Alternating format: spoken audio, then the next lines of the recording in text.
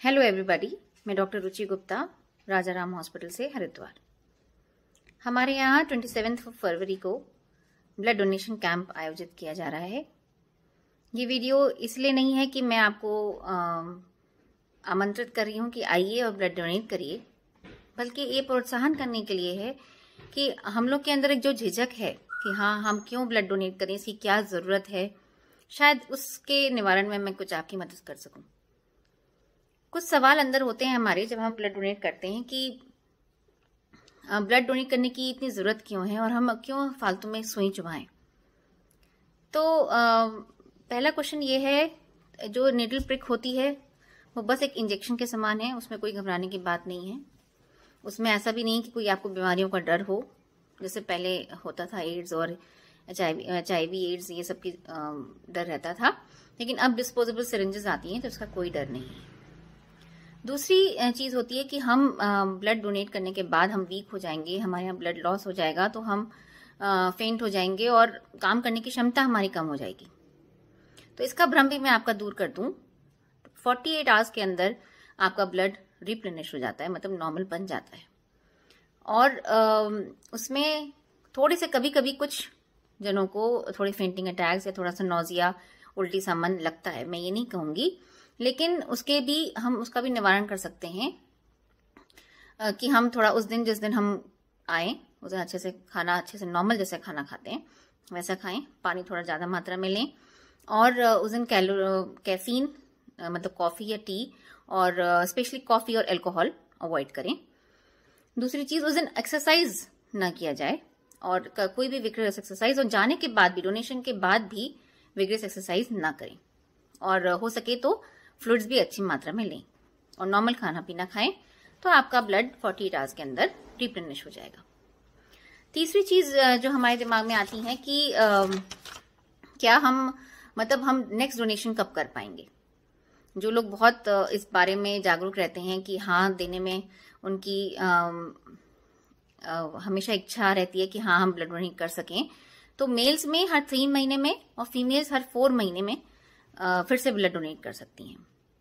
Females का usually महिलाएं blood donation में नहीं इतनी आगे आती हैं, क्योंकि उनके अंदर एक ये होता है डर कि हमें हर महीने जो हमें मासिक होता है, जैसे मेंसेस या मेंस्ट्रुअल साइकिल जो होती है हमारी, उससे जो ऑलरेडी हमारा इतना ब्लड लॉस होता है, तो हम क्यों ब्लड डोनेट करें।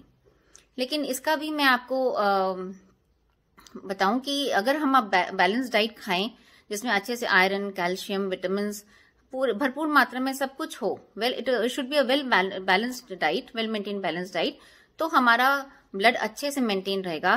मेंसेस के बाद आराम से पूरे महीने में वो नॉर्मल हो जाएगा। तो इसमें ऐसा नहीं है कि वुमेन ब्लड डोनेट नहीं कर सकती। हाँ, बस ये है कि वो पुरुष के मतलब हर 3 महीने की जगह हर 4 मंथ्स पे ब्लड डोनेट कर सकती हैं। लेकिन during menstrual cycles blood donate नहीं करना चाहिए, क्योंकि उस समय ज्यादा ब्लड लॉस की वजह से females are not authorised to donate the blood. फिर कुछ हमारे यहाँ अंदर ये होता है कि हम कौन कौन सी अवस्थाएं हैं ऐसे कि हम उसमें ब्लड डोनेट करें। ज़्यादातर सबको मालूम है, लेकिन मैं एक रिवीजन के तौर पे आपको सबको बता दूं।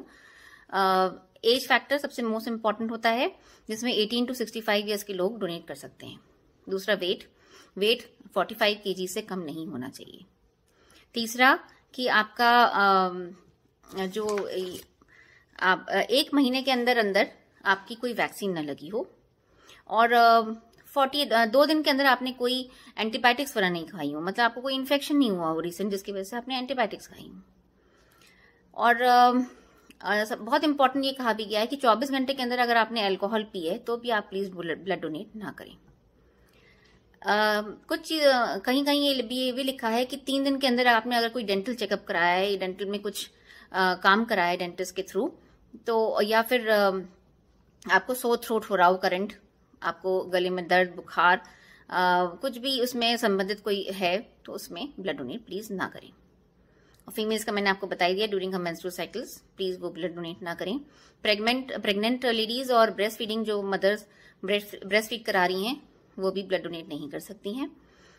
अब आती है बात कि जो पेशेंट्स हैं जो ऑलरेडी लंग्स, किडनी, हार्ट और के मरीज हैं, वो तो ब्लड डोनेट नहीं कर सकते। और उन लोग भी जो कि इम्यूनो कॉम्प्रोमाइज हैं या कुछ ऐसी मेडिसिन पे हैं जो इनको लॉन्ग टाइम से खा रहे हैं, या उनका बीपी मेंटेन नहीं है, हाइपरटेंसिव हैं, डायबिटिक हैं, तो वो भी ब्लड नहीं डोनेट कर सकते हैं। पास्ट 6 मंथ्स के अंदर अगर किसी को हेपेटाइटिस, जॉन्डिस या किसी ने टैटू वर्क भी कराया है अपनी बॉडी पे, कहीं भी स्किन का पियर्सिंग हुई है, तो वो भी ब्लड डोनेट नहीं कर सकते। और आपकी रिसेंट कोई सर्जरीज नहीं हुई, major surgery within 6 months, उसमें भी आप ब्लड डोनेट नहीं कर सकते। सो ये थोड़ा थोड़ा मैंने आपको जानकारी देने के लिए इसलिए बताया कि कुछ लोगों को ये नहीं होता और वो इस उत्साह से चले जाते हैं कि मैं ब्लड डोनेट करूं, और शायद निराशाजनक वहां पर जो टेस्टिंग होती है उनको लौटना पड़ता है। तो इसके लिए मैंने आपको जागरूकता के लिए ये बताया है। दूसरी चीज, कुछ फायदे भी होते हैं ब्लड डोनेट के लिए, जो आजकल के नौजवानों को ये सुनना बहुत जरूरी है, क्योंकि आजकल के नौजवान ही हमारे आगे के वो बहादुर सिपाही हैं जो ब्लड डोनेट कर सकते हैं। क्योंकि उसमें सबसे जो आयरन स्टोर्स होते हैं हमारे यहाँ, ब्लड के 3 कंपोनेंट्स होते हैं। एक होता है ब्लड सेल, जिसको हम जिनके 2 पार्ट होते हैं, आरबीसी, डब्ल्यूबीसीज। आरबीसीज जो होते हैं वो ऑक्सीजन कैरी करते हैं ब्लड में। दूसरे होते हैं प्लेटलेट्स, जो हमें क्लॉटिंग सिस्टम में हेल्प करते हैं। और तीसरी होती है प्लाज्मा, जिसमें ये सेल्स ऑफ प्लेटलेट्स जा रहे हैं। तो अब जो हमारा ऑक्सीजन कैरिंग कंटेंट है आरबीसीज, जो हमारा हीमोग्लोबिन बढ़ाता है, तो उसमें आयरन के थ्रू ही ये बाइंडिंग होती है और हीमोग्लोबिन बढ़ता है। जब अगर हम डोनेशन नहीं करेंगे या हमारा ब्लड नहीं निकलता है, तो आयरन स्टोर्स बढ़ते जाते हैं और उससे हार्ट डिजीज वगैरह होने के चांसेस होते हैं। तो अगर हम ब्लड डोनेट करते हैं तो इनका आयरन स्टोर्स कम होते हैं, जिससे कि हार्ट डिजीज होने का खतरा कम होता है। दूसरी चीज कि आपका कैलोरी बर्न होता है। अगर आप 1 यूनिट ब्लड डोनेट करते हैं तो उसमें आपका 650 कैलोरीज बर्न होती है। सो बस मेरा ये आप सबसे निवेदन है कि प्लीज 27 फरवरी को राजाराम हॉस्पिटल आए, ब्लड डोनेट करें। जबरदस्ती नहीं है, इच्छा से करिए। डर है तो उसके संग आइए जो आपका दोस्त हो, उसने पास ही में आपको ब्लड डोनेट किया हो। सहानुभूति रखिए, औरों को भी सहानुभूति दें। और आप ये समझिए कि हर 2 सेकंड में हमारे इंडिया में 1 ब्लड यूनिट चाहिए। तो कल को किसी आपके सगे को भी जरूरत पड़ सकती है, तो आपका योगदान एक महादान होगा। Thank you.